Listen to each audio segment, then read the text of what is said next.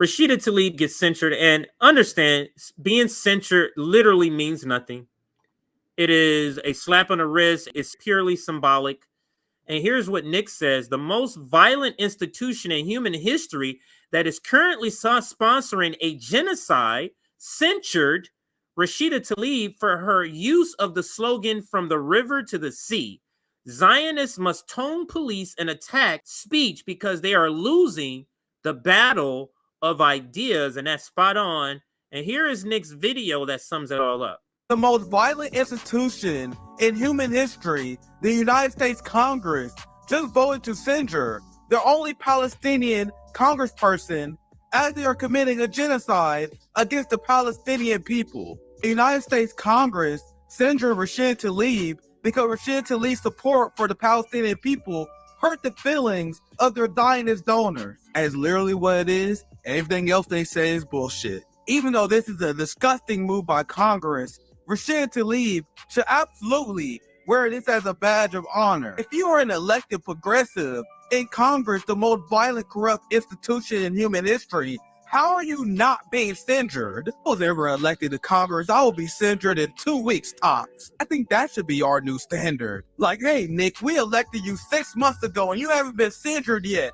What the hell is going on? The United States Congress has an approval rating of 17%.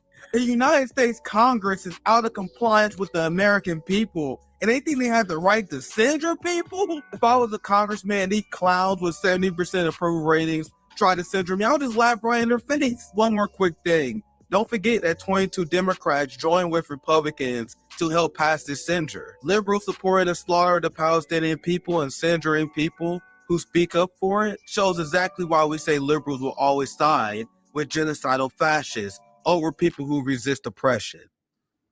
Facts on top of facts. Now I just want to show a couple of reaction. Here is Cori Bush, and she says, yesterday, Congress voted to censure Rashida Tlaib, the sole Palestinian American serving in Congress.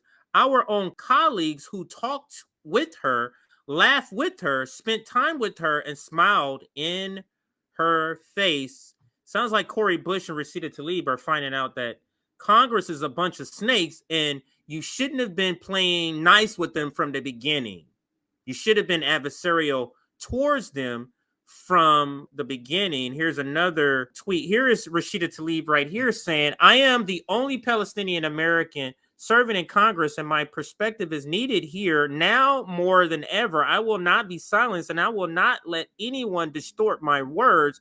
I'm from Detroit, where I've learned to speak truth to power, even if my voice shakes. I'll play a little bit of her speech here. Let's listen. Much bigger than one person. It's growing every single day. There are millions of people across our country who oppose Netanyahu's extremism and are done watching our government support collective punishment and the use of white phosphorus bombs that melt flesh to the bone. They are done watching our government, Mr. Chair, supporting cutting off food, water, electricity, and medical care to millions of people with nowhere to go. Like me, Mr. Chair, they don't believe the answer to war crimes is more war crimes. The refusal of Congress and the administration to acknowledge Palestinian lives is chipping away at my soul. Over 10,000 Palestinians have been killed. Majority were children. But let me be clear. My criticism has always been of the Israeli government and Netanyahu's actions. It is important to separate people and governments, Mr. Chair. No government is beyond criticism. The idea that criticizing the government of Israel is anti-Semitic sets a very dangerous precedent, and it's being used to silence diverse voices speaking up for human rights across our nation. Do you realize what it's like, Mr. Chair, for the people outside the chamber right now, listening in agony to their own government dehumanizing them? To hear the President of the United States we helped elect dispute death tolls as we see video after video of dead children and parents under rubble?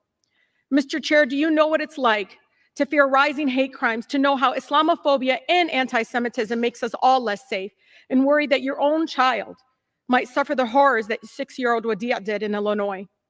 I'll stop there. She goes on to give a speech. It gets a little, or finish her speech, I should say, and it gets a little emotional for her. And you know this channel and the critiques we have for the squad, including her. But this is a moment where I do support Rashida Tlaib, and I do give kudos to those sitting behind her that's supporting her. That's the Cori Bushes, even Ayanna Pressley, that's Summer Lee, and then Pramila Jayapal, Ilhan Omar, and I forget the gentleman's name immediately to Rashida's right. But she's right in this case. Again, the censure isn't much, so it's not that big of a deal.